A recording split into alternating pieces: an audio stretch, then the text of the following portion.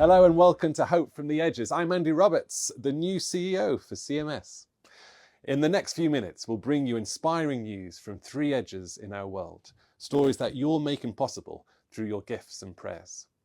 First, we'll go to Nepal to meet a Christian who is not giving up despite being rejected and threatened for his faith. From there, we'll go to DR Congo to see the incredible difference our supporters have made for victims of violence. And then finally, we'll go to Somerset for tea, toast, and a beautiful story of a cafe that became a church. First, let's meet Oman in Nepal, whose name has been changed for security reasons. Oman grew up following Nepal's majority religion, like his father and grandfathers before him. But from an early age, Oman had questions. When his father got sick, why couldn't their gods help? As a young adult, Oman decided to follow Jesus. Because of this, his family threw him out of their home. People in his village called him a lunatic. But Oman kept following Jesus and became an apprentice to a local pastor. Seeing Oman's gifts, his pastor recommended he get some leadership training at a long-time CMS partner college. Oman embarked on a 3-month intensive course to help him become a church leader. Since completing this course, Oman has planted 3 house churches in his area and now looks after 150 believers. But being a Christian in Nepal is not easy. One day when Oman came out of a church meeting, a crowd of about 300 people was waiting to confront him. They wanted to beat him and smear him with ink. In Nepal, throwing or smearing black ink on a person is a huge sign of disrespect.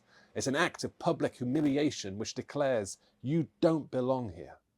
God protected Oman that day, but like many Christians in Nepal, he understands things are getting tougher for people like him and a religious minority. Still, he keeps going. Oman says, "I recognize that God is there in the midst of these things. Jesus is alive. He will never give up. I also will not give up." CMS has launched an appeal to help Christians like Oman stay strong in their faith. Go to churchmissionsociety.org/Nepal to find out more. Now let's go to Goma, DR Congo. I'm grateful to report that CMS supporters' generous response to our emergency appeal for DR Congo has helped more than 10,000 victims of violence. Residents of Goma have long known instability and bursts of violent conflict. Their city was consumed by violence in late January 2025 as M23 rebels took over. People were traumatized by what they'd witnessed, with many left grieving for loved ones who had been killed. Meanwhile, electricity and water shortages, a lack of medical care, and an increase in gender-based attacks made life unbearable. Thanks to generous gifts from CMS supporters, our partners on the ground were able to help more than 10,000 people through financial assistance, food and hygiene supplies, and trauma counselling. CMS Africa, the Anglican Diocese of Goma, led by mission partner Bishop Martin Gordon, and other partners will continue to focus on helping people and communities to rebuild their livelihoods and strengthen their resilience for the long term.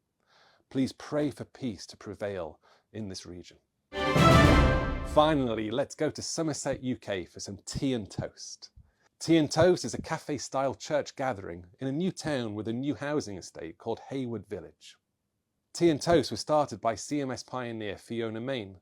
Fiona herself was once an atheist, and today she enjoys connecting with people who might not immediately feel comfortable in a traditional church. Tea and Toast is an informal time where people get together and where they can ask open and honest questions about faith. Attendance has grown for this and other gatherings Fiona has initiated in the area, with older people, younger people, families and people with special needs becoming part of the community.